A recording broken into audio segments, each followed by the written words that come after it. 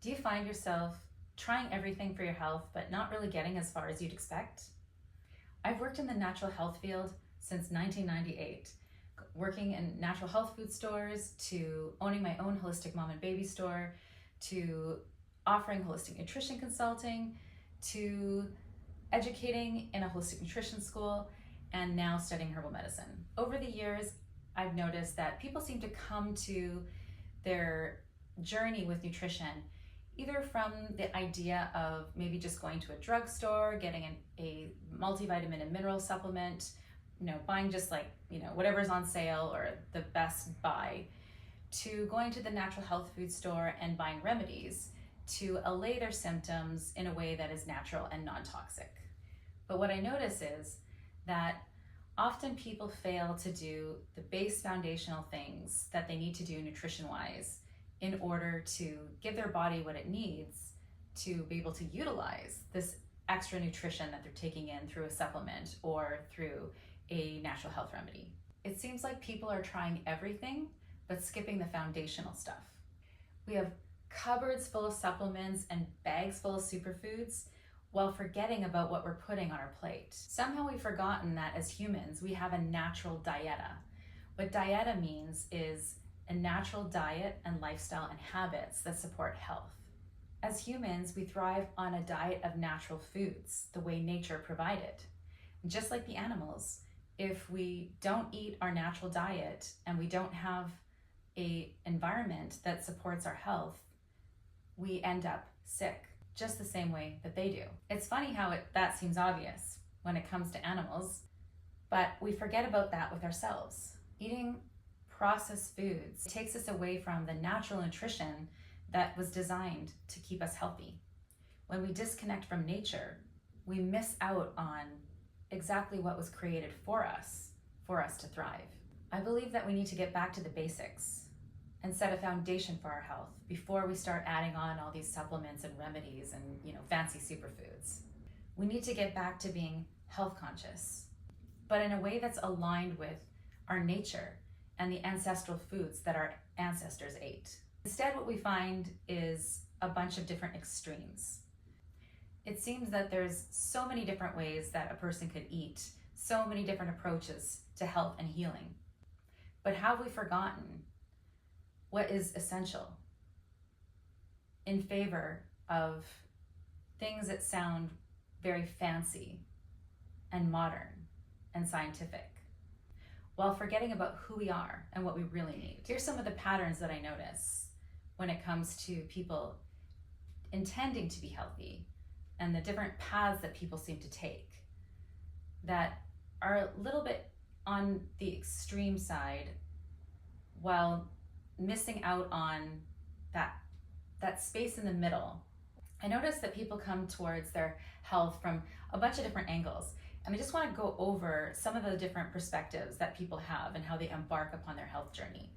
And look at maybe some of the ways that by looking at it in these more extreme ways, that we might be missing some of the more important foundational aspects that if we actually put those things in place first, we wouldn't actually need all these extreme measures. So we have the Puritans, the people who don't eat any sugar, don't have a coffee, don't have a drop of alcohol, eat a pristine, pure plant diet.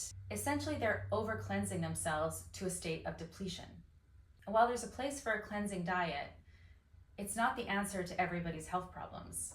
And in fact, in some people's situations, it actually makes their health problems worse. As a result of over-cleansing and becoming depleted, this reduces people's digestive capacity. And instead of getting healthier, people actually end up with poor digestion, which leads to something called autointoxication, which is toxins actually being created in your body as a result of poor digestion that make a person actually feel unhealthy and toxic despite eating very, very clean and pure. In this state, people end up weakened and very sensitive, and they end up with a whole bunch of food sensitivities and intolerances. What this perspective is missing is the ancestral wisdom of our ancestors and how they ate. Our ancestors ate animal foods. We didn't have grocery stores full of processed foods and carbohydrates, with every single food available all year round. So our ancestors ate in season, and they ate in a way that was a match to their environment, that supported their health. And those foods, they have a nutrient density to them that give us strength and fortitude. There's a time for cleansing and a time for building. Oftentimes people go to these Puritan diets after being on the standard North American diet and get such amazing results from the cleansing process that they assume that eliminating animal foods, that they've gotten all these health results. When really what it was switching from processed foods to whole foods. And then we have the therapeutic diets, right? There's a healing diet for pretty much everything that you could find out there, and they all work. The trouble is, these therapeutic diets are meant to be used temporarily, short term, to get your body to heal. But many people actually will eat this way permanently, or believe that they have to eat that way permanently. What happens is people get told by their practitioners that they have this food sensitivity and that sensitivity and this and that, and they have to stay away from even these natural whole foods forever. Much as that is needed to heal the gut, if you have to avoid the food forever, it means you haven't healed. Real healing looks like gut repair, which elevates your nutrients because you can now absorb nutrition from your food, which then gives your body the vitamins and minerals to produce more enzymes so that you can actually digest the food properly and then not have the food sensitivities and the food intolerances. But unfortunately, most people aren't told that. They're just avoiding foods forever. And the trouble with this is that if you have inflammation in your body, by avoiding a food, you're not getting rid of that inflammation at the root. So what happens is the list of intolerances and food sensitivities actually just continues to grow until there's hardly anything left to eat. Another aspect of therapeutic diets that's really, really important that people often miss is that there's some deep inner healing that needs to happen along with what you're doing in your diet. One of the biggest things that shuts down or impedes the digestive system is stress and trauma. So if the deeper root is inflammation coming from chronic stress, whether it's something that is happening in your current life, or even if it was something that happened in the past and is unhealed, it's kind of like a window open on the computer of your mind. It's still running in the background. And when you're in that state of stress, you're in fight, flight, freeze, or fawn, which means that your body is not able to get into rest, digest, and heal mode. So inner work is extremely important when it comes to healing the body at the root cause. Then we have another group of people that are considered more health focused, and that is our fitness people. So fitness people typically are focused on exercise and macros, but what they often don't focus on is the quality of the ingredients that are going in the foods they're eating. So their meals might be balanced, but they're missing the micronutrients that their body needs. The reason why is because processed foods are missing the nutrients that are in them. So you'll get the macros, the carbs, the protein, and the fat, but the vitamins and minerals are in low amounts in those foods because they've been processed. Typically, there's a fear of fat, cholesterol, and salt, yet ignoring the true culprits of inflammation, which drives most health problems. This group has often been educated by the mainstream health institutions. There's not a lot of focus on the quality of the food. So most people are doing things like avoiding cholesterol and salt and fat, like these mainstream so-called health organizations tell them to. The media, our educational institutions, they're keeping us focused on things like calories and fat and cholesterol and salt, while not addressing the true culprits of inflammation and toxicity, which are, again, stress and processed foods, but also refined vegetable oils, sugar. And there's really no problem with salt. The problem is table salt. Salt that is found in nature is full of all the micronutrients that we need, microminerals in particular.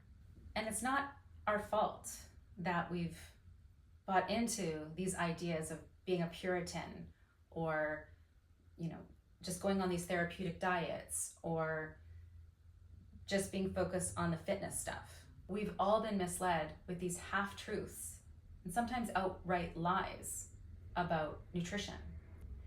Even many health practitioners are not that far ahead of their patients and clients when it comes to putting the foundation in place and living a natural lifestyle.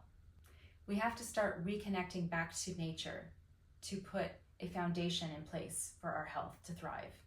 So here's some common mistakes that I find that people struggle with, no matter what lens or paradigm that brings them to health consciousness. Number 1, relying on supplements instead of making balanced meals. Number 2, spending tons of money on superfoods, but not investing in quality pantry items. Number 3, adding healthy foods, but not eliminating the processed ones from their kitchen. Number 4, eating too many cleansing plant foods and not enough building animal foods. Number 5, being super exercise focused, but not really health conscious focused. It's extremely depleting to be exercising without adequate nutrition. When you're exercising without providing your body with the raw materials that it needs to rebuild, you end up extremely depleted. Now, exercise without a solid nutritional foundation is actually really bad for you because the exercise now becomes a source of stress on your body. This stress not only requires more nutrition out of your body, so if you're sedentary, you need this much nutrition. If you exercise, you need this much nutrition. If you're stressed, you need this much nutrition. So the more stress that you add to your body, the more you end up depleting your body of nutrition. You end up going into a nutrition deficit. It elevates inflammation, which causes tissue breakdown. When after you work out, you need to actually rebuild, not break down. So without enough nutrients, there is no recovery and no rebuilding. So it ends up just being a lot of breakdown. So it's not that uncommon for people to, instead of feeling better from exercising, they actually feel worse, more tired, and weakened after. If your cortisol is constantly elevated, then you're just breaking down muscle tissue and bone. So it actually doesn't add to your health at all. It actually makes you less healthy to exercise in that state. So nutrition has to be first, exercise second. So the core problem is that we're saying that health is our priority, but we're actually not prioritizing the right things in the right order for our health. Food quality is foundational. There's nothing wrong with special diets, going on cleanses, taking supplements, taking remedies, and there's nothing wrong with exercise. All of those things can help elevate our health, but only if we have a foundation on which they can rest. And all that begins on your plate. In order to be able to respond to the remedies that you're taking, the exercise, etc., you need vitamins and minerals, because vitamins and minerals are co-catalysts for the enzymes that make everything function inside of your body. Without whole food vitamins and minerals, your metabolism can't function well. Deficiency leads to dysfunction. When our metabolism is not functioning properly, then we get symptoms. And those symptoms, if left unchecked, meaning we're not actually restoring the nutrients that are causing those symptoms, this sets the stage for disease. Your body shows you that you're deficient in vitamins and minerals by certain symptom groups. So each vitamin and mineral and macro has deficiency symptoms. And we're taught that there's these deficiency diseases that, once you've been diagnosed with a deficiency disease, that's the only thing that's associated with vitamins and minerals and disease. But the truth is, there's a whole spectrum that exists when you're optimal, you have optimal nutrients, to you're so depleted that you're now diagnosed with a deficiency disease. But there's everything in between. And everything in between comes with a whole host of symptoms. And in our society, we suppress symptoms. We either suppress them with drugs, or we let things get so bad that it requires surgeries, etc. We have symptoms, it's a warning that we're either nutritionally depleted or we have toxic excesses that our body's having a hard time getting out of our body, usually because it doesn't have the nutrition to do so. And that's not to say that health is as simple as just nutrients, just toxins. But in a way, you could say it is, because even when it comes to all the other aspects of our health, relational, our soul, our purpose, etc., in all these areas of our lives, we have things that are nurturing and things that are toxic. So healing is really about getting more nourishment and less toxicity, but applying it to all the different levels of our lives. So taking supplements, using natural health remedies, exercising, etc., and expecting those things to give you the energy and the raw materials that your metabolism needs to function optimally is without eating the proper foods, the foundational balanced meals, is like taking a plug for a lamp and just plugging it in but not all the way and expecting the lamp to turn on. A tiny little vitamin cannot compensate for not eating quality food.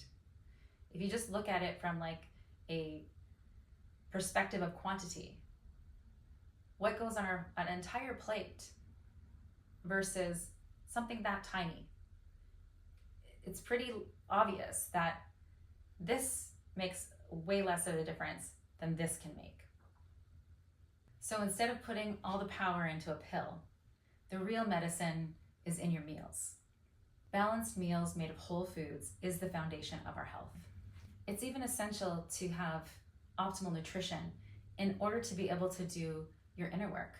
Because if you're in a state of fight or flight, it's really difficult to actually be able to sit down and look inside. There's no resiliency there. When you're in fight or flight, you have to be looking outwards at all times because you have to protect yourself from the predator, which is your suppressed and repressed emotions that are unhealed. And it requires a lot of resiliency to be able to really sit still and be calm and look inside in order to do the work to release that energy of that trauma that's stuck in the body. Once you get that good balanced nutrition in your body, it calms your nervous system down. And with your nervous system calmed down, then you can do the work. The place where you can make the biggest difference in your health is in your kitchen. Begin by going through your cupboards and getting rid of everything that's processed, old, expired, etc. Clear the clutter of things that are broken, old, and they're just not making your kitchen feel cozy and nourishing. The next step is to make your kitchen feel like a health haven. That is anywhere from decorating in a way that is peaceful and creates sacred space to filling your fridge and cupboards with natural whole foods so that it feels bountiful. Learn to make balanced meals. If you're making balanced meals with natural whole food ingredients, then you're automatically getting a plethora of different vitamins and minerals. If you feel that you need some extra coverage, then you can get a natural whole food based multivitamin and mineral. Once you put that nutritional foundation in place, then you can add your natural health remedies, your herbs, your homeopathy, your flower essences, and all the therapies that you can use to support your body to heal, like acupuncture and maybe chiropractic adjustments or osteopathy or whatever it is that you like to use to attend to your energetic being. Ideally, you do all of it and all of it quick. And don't forget about what's going on inside. Everything that's left unhealed is being suppressed somewhere in your body. Those energy blockages in your body affect the functioning of your whole system. So from my perspective, doing everything means doing everything simultaneously. Not just trying one thing here and one thing there and then saying that, oh, it didn't work. We have to meet our needs on all the levels in order to realize optimal health. Healing doesn't come in a pill. We've all been sold this idea that we're a machine with all these different parts, and when one part breaks, that we need a drug to fix that part. But everything in our body is interconnected. And everything that we do that is nourishing to ourself, our body, our mind, our emotions, and our soul is nourishing to the health of our body as well. Just as much as anything that happens in our life that is toxic and draining to our mind, our emotions, and our soul is also going to be toxic and draining to our body. And that's why no matter how passionate I am about natural health and healing and nutrition and herbs and the whole natural health world. I'm just as passionate about people healing their hearts and living their dream life. So if you want help giving your kitchen a makeover, I'm going to drop the link in the description box below for how you can enroll in the Kitchen Makeover e-course. Or if you're interested in getting that personalized guidance that addresses not just your body, but your mind, emotion, and soul, I also invite you to book a session with me to discuss how we can do that together. Because healing is an inside-out job. You can either choose to become a victim to your health or use your health challenges as a catalyst to transform your whole life. Thank you for watching, and I'll see you in the next video.